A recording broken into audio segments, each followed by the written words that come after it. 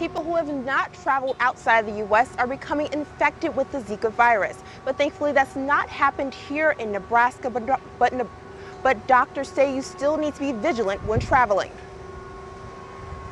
The Zika virus continues to be a growing threat in the southern U.S. There are approximately 15 to 20 cases now of people who have acquired Zika in South Florida who haven't traveled. Here in Omaha, Nebraska, medicine doctors are asking travelers to take extra precaution. If there are young women, folks who are trying to conceive, they need to treat that area of Florida now just like they would if they were going down to Latin America. Many are also voicing concern for Zika risk during the Olympic Games in Rio.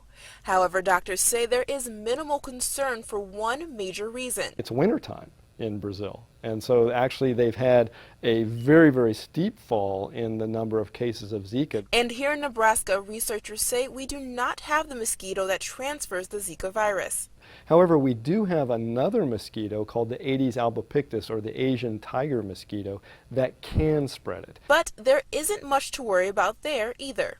We don't really think it's going to take off in other areas of the country that don't have the Aedes aegypti, but it is something that we obviously want to be aware of.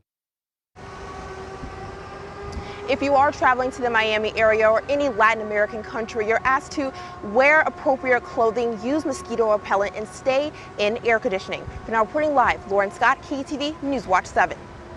Lauren, thank you. Douglas County Department of Health officials warned that the West Nile virus is the bigger concern here in Nebraska. Experts confirmed today that West Nile was found in a testing pool near 11th and Grace. Mosquitoes carrying West Nile can travel more than a mile, and it can be transmitted by birds. No human cases of West Nile have been reported in Douglas County, but one case was confirmed earlier this year in central Nebraska. The CDC says most people who get infected do not show the symptoms, but those who do have symptoms usually experience body aches, vomiting, diarrhea, or rash. Fatigue and weakness can last for weeks after getting infected.